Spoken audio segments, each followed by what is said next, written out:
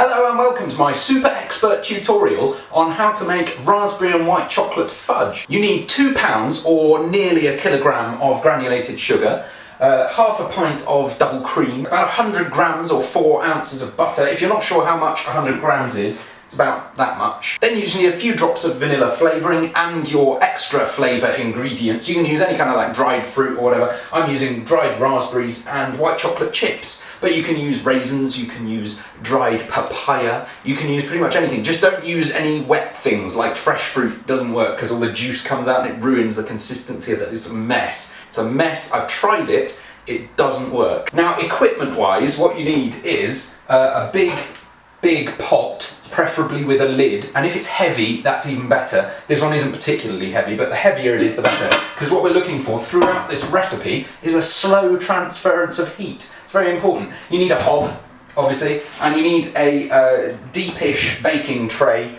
lined with greaseproof paper. The only other things you need are a wooden spoon and a whisk. You will also need an excellent book and a philosophical attitude. Shazam! Let's start, shall we? The first thing you must do is take your baking tray and put it in the fridge. That needs to be very cold by the time you come to need it. So we're going to put it away in the fridge right at the beginning. So far, so good. The next thing we're going to do is, actually I'm going to put the butter in the fridge as well because we don't need that yet. Okay, now here comes the first real bit of the recipe. You take the lid off your big pot and you put all the sugar in it, okay? It's lots of sugar. You keep going, pour more sugar, lots and lots of sugar. It's actually an absurd amount of sugar. It looks like it should be really dangerous. That can't be right. That's so much sugar. Okay, that's about enough. Yeah, that's 2 pounds because there's a little bit left. Okay, there we go. Next thing you need to do is pour the cream all over the top of the sugar, okay? Because the sugar needs to soak in the cream for about an hour. Ready?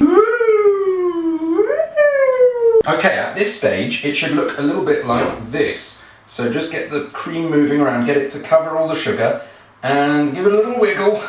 That's very important, the wiggle makes the difference. And then you just leave it for an hour. There's no rush, take it easy. I'm off to read for a bit, I'll be back in an hour.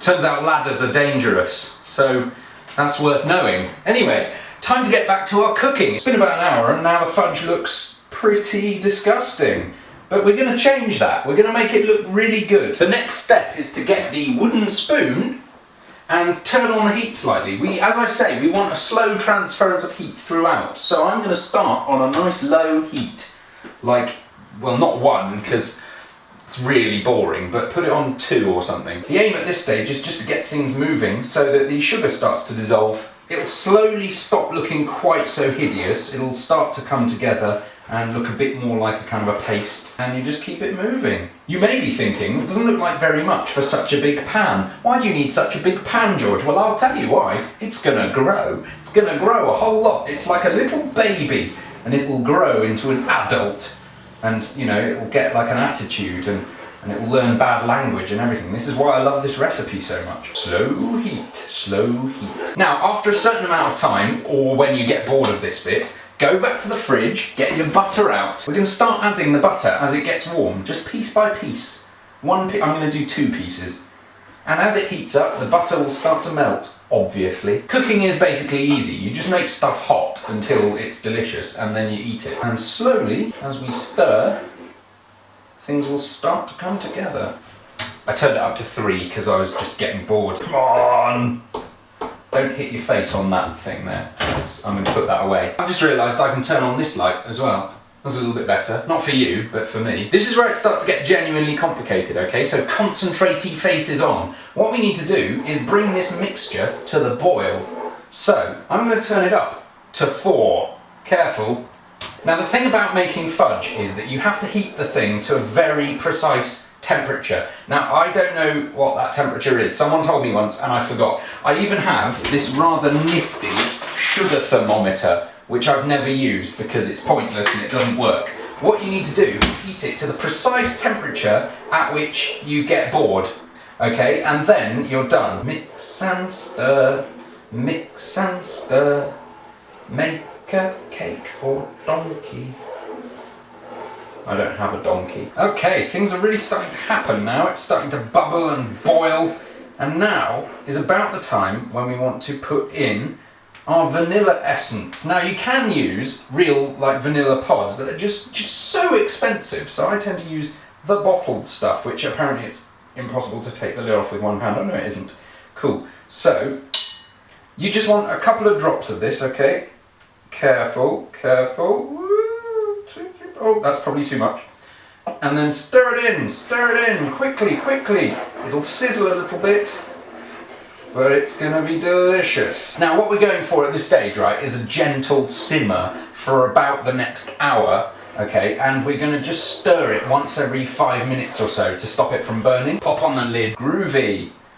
And now you can read some more. Ooh, chisels. If at any stage you get bored with reading, you can think great thoughts about life, the universe and everything. Like, for example, I've been wondering, why do moths just go round and around and around the same light as though it's the moon? Why don't they realise that that's what they're doing? Why don't they fly off out the window and find a new, you know? I don't know the answer to this question, but now is a good time to think about it. If it looks anything like this at this stage, then you're doing all right. It should just be simmering away gently and slowly starting to turn a little bit browner. Give it a quick stir and then put the lid back on and leave it for another 5 minutes. You've got to be careful with the ooh, drippy drippy. It's unbelievably hot, so just be careful. And lid back on. Yes.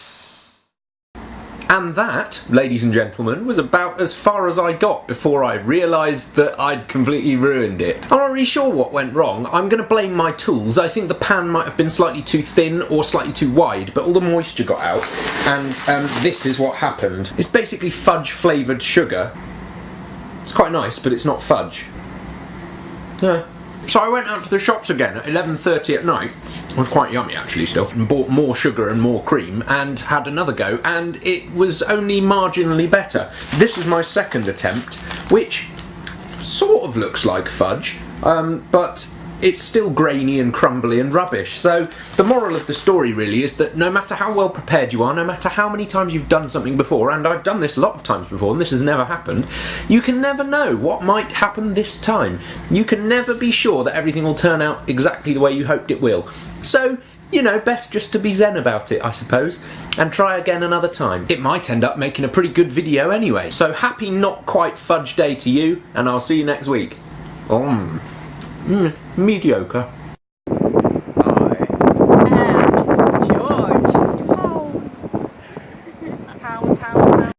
Subscribe to my channel if you think I'm a medium or worse chef, and don't forget to follow me on Twitter at George Reese, etc, etc. You're a good person, thanks for existing. That's Frankie's catchphrase, I like Frankie.